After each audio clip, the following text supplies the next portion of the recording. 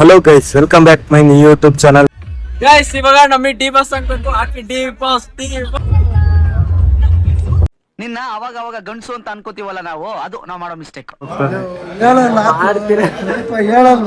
ಪುಣ್ಯನ ಮಕ್ಕ ಹೇಳ್ತೀನಿ ಇಟ್ಕೊಂಡವನೆ ಕೊಟ್ಟಿವ್ರು ರೀಚ್ ಆಗಿದ್ದೀವಿ.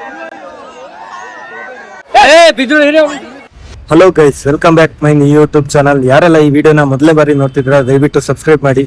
ಇವತ್ತು ನಾವು ಒಂದು ಡಿವೈನ್ಸ್ ಪ್ಲೇಸಿಗೆ ನಿಮ್ಮನ್ನ ಕರ್ಕೊಂಡು ಹೋಗ್ತಿದೀವಿ. ಅಂತಂದ್ರೆ ಕೇರಳದಲ್ಲೇ ಫೇಮಸ್ ಆಗಿರೋ ಒಂದು ಈಶ್ವರ ದೇವಸ್ಥಾನಕ್ಕೆ ನಾವು ಇವತ್ತು ನಮ್ ಜೊತೆ ನಿಮ್ಮನ್ನು ಕರ್ಕೊಂಡು ಹೋಗ್ತಿದೀವಿ. ಬನ್ನಿ, ಇಷ್ಟು ಜನ ಹೋಗ್ತಿದೀವಿ ನಾವು ಇವತ್ತು ಟ್ರಿಪ್ಗೆ.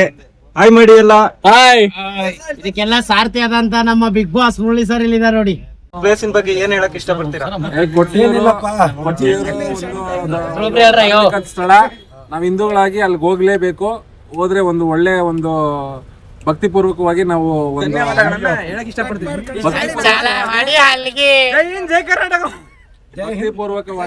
ಹೋಗಿ ನಿಮ್ಮ ಸಂಸ್ಕಾರಗಳನ್ನ ಉಳಿಸ್ಕೊಳ್ಳಿ. ಎಲ್ಲ ನಮ್ಮ ಸಹೋದ್ಯೋಗಿಗಳು ಇಲ್ಲಿ ಬಂದಿದೀವಿ ಟ್ರಿಪ್ಗೆ ಹೋಗ್ಬೇಕು ಅಂತ.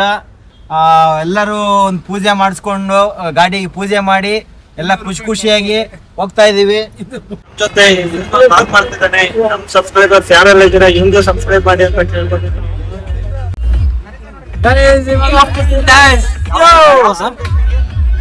ಗೈಸ್ ಇವಾಗ ನಮಗೆ ಡಿ ಬಾಸ್ ಹಾಕ್ಬೇಕು. ಹಾಕಿ ಡಿ ಬಾಸ್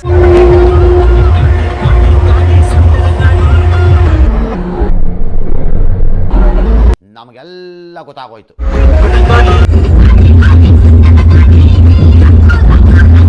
ಅಯ್ಯೋ ನಾನ್ ಸತ್ತೋಯ್ತೀನಿ ಕಣಣ್ಣ. ಪ್ರಕೃತಿ ಕರೆಗೆ ಪ್ರಕೃತಿಯ ಮಡಿಲನ್ನು ನಿಲ್ಸಿದೀವಿ. ಹಾಯ್ ಮಾಡಿ ಸರ್. ಗ್ರೂಪ್ ಫೋಟೋಕ್ಕೆಲ್ಲ ಕರಿತವ್ರೆ, ಹೋಗ್ಬೇಕೀಗ.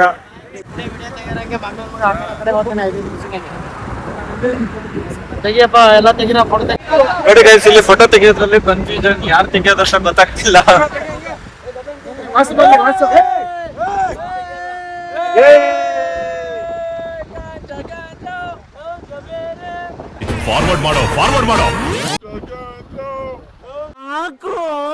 ನೋಡಿ ಗೈಸ್, ಇಂತ ಬಿಸಿ ರೋಡ್ ಅಲ್ಲೂ ಇವರು ಮಕ್ಕಳಾಟ ಆಡ್ತಾವ್ರೆ. ಏನ್ ಹೇಳೋಣ, ಇಷ್ಟು ವಯಸ್ಸಾಗಿದೆ ಆದ್ರೂ ಬುದ್ಧಿ ಬಂದಿಲ್ಲ ಗೈಸ್.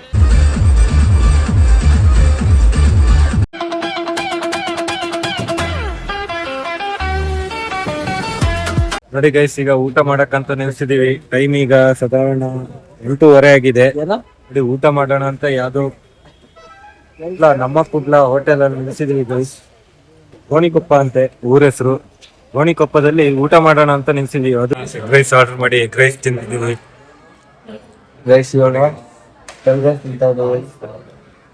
ಸಾರಿ, ಎಗ್ ರೈಸ್ ಅಲ್ಲ, ಫ್ರೈಡ್ ರೈಸ್. ಇವ್ರು ವೆಜ್ ಎಲ್ಲ ತಿಂತಾರೆ.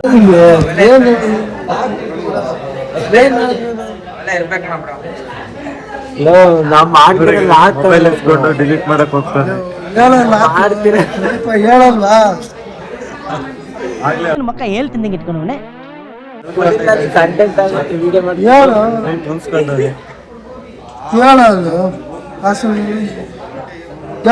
ಪಾಸ್ವರ್ಡ್ ಹೇಳಲ್ವಾ?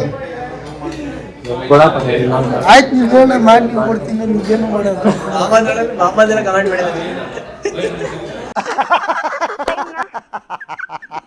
ರೈಸ್ ಯಾವ್ದೋ ಎಗ್ ರೈಸ್ ತಿಂದ್ವಿ.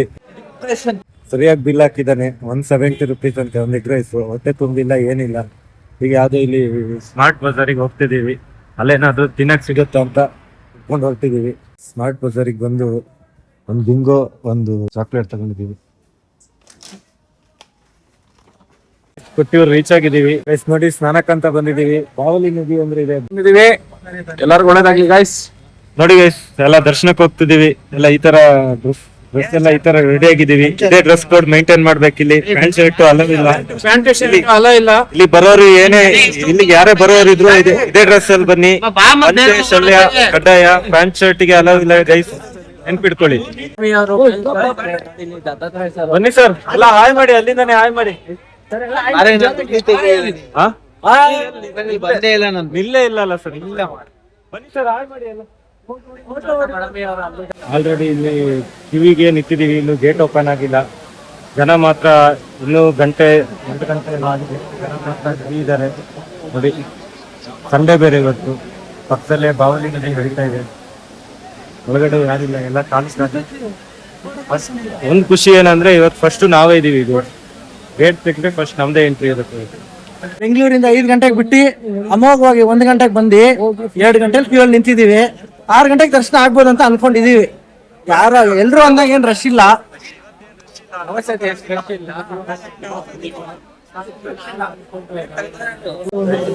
2 ಗಂಟೆ ನಿಂತಿದೀವಿ. ನೀವು ಆವಾಗ ಏನ್ ನೋಡಿದೀರಾ ಅದು ಬರೀ ಟ್ರೈಲರ್ ಅಷ್ಟೇ. ಇವಾಗ ಪಿಕ್ಚರ್ ತೋರಿಸ್ತೀವಿ. ಪಿಕ್ಚರ್ ನೋಡಿ ಪಿಕ್ಚರ್ ನೋಡಿ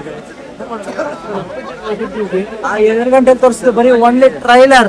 ಈಗ ಮೇನ್ ಫಿಲಮ್ ನೋಡಿದ್ರಲ್ಲ ಎಷ್ಟೊಂದು ಜನ ಸೇರ್ತಿದಾರಂತ. ಟೈಮ್ ಪಾಸ್ ಆಗ್ತಿಲ್ಲ. 2 ಗಂಟೆಯಿಂದ ಅಲ್ಲೇ ನಿಂತಿದೀವಿ. ಒಂಚೂರು ಮೂವ್ಮೆಂಟ್ ಇಲ್ಲ.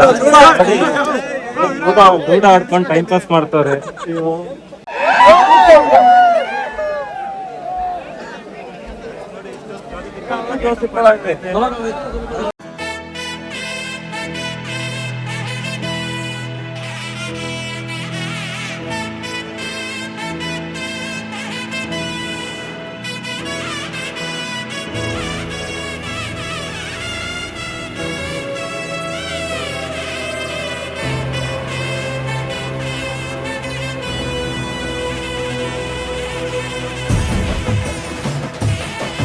ಕೊಟ್ಟಿಯೂರು ದರ್ಶನ ಮುಗಿಸ್ಕೊಂಡು ನಾವೀಗ ಹೊರಗಡೆ ಬಂದಿದ್ದೀವಿ. ಇಲ್ಲಿ ಸತಿದೇವಿ ದಕ್ಷ ಯಾಗವಾದ ಯಜ್ಞಕ್ಕೆ ಹಾರಿ ಸತ್ತಿರುವಂತ ಜಾಗದಲ್ಲಿ ನಾವು ಇದ್ದೀವಿ.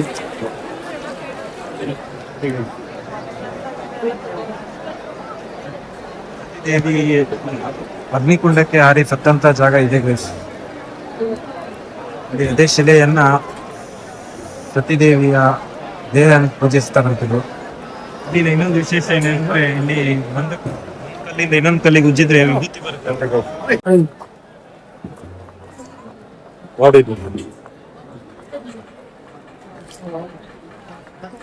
ನೋಡಿ ಗೈಸ್, ವಿಭೂತಿ. ಇಲ್ಲಿ ಇನ್ನೊಂದು ವಿಶೇಷ ಏನಂದ್ರೆ ದೇವಸ್ಥಾನದ ಸುತ್ತ ಫುಲ್ ಪರಿಸರ. ಹಿಂದ್ಗಡೆ ನೋಡಿ ಗೈಸ್, ಫುಲ್ ಬೆಟ್ಟ ಕಾಣ್ತಾ ಇದೆ. ಬೆಟ್ಟ ಫುಲ್ ಕಾಡು ಇದು. ಇಲ್ಲಿ ನಾವು ದೇವಸ್ಥಾನದ ಹೊರಗಡೆ ಬಂದಿದ್ದೀವಿ. ಇಲ್ಲಿ ದಕ್ಷಿಣ ಗಡ್ಡ ಅಂತ ಇಲ್ಲಿ ಬಿದಿರಿಂದ ಒಂದು ಕೂದಲು ತರ ಮಾಡಿ ಅದನ್ನ ಮಾರ್ತಾರೆ. ಅದಕ್ಕೆ ಇವರು ಉಡಪು ಅಂತ ಕರೀತಾರೆ. ಇದನ್ನ ಮನೆಗಳಲ್ಲಿ ಕಟ್ಟಿದ್ರೆ ದೃಷ್ಟಿ ಆಗಲ್ಲ, ಯಾವ್ದೇ ಕೆಟ್ಟ ದೃಷ್ಟಿ ಬರಲ್ಲ ಅಂತ ಒಂದು ನಂಬಿಕೆ ಇದೆ. ದಕ್ಷಿಣ ಗಡ್ಡ ಅಂತ ನಂಬ್ತಾರೆ. ನೋಡಿ ಇದೆ ಒಡಪು ಅಂದ್ರೆ. ಇದನ್ನ ಒಡಪು ಅಂತ ಅವನಿಗೆ ನೋಡಿ. ಇಲ್ಲಿ ಅದಕ್ಕೆ 100 rupees ಅಂತ ಚಾರ್ಜ್ ಮಾಡ್ತಿದ್ದಾರೆ.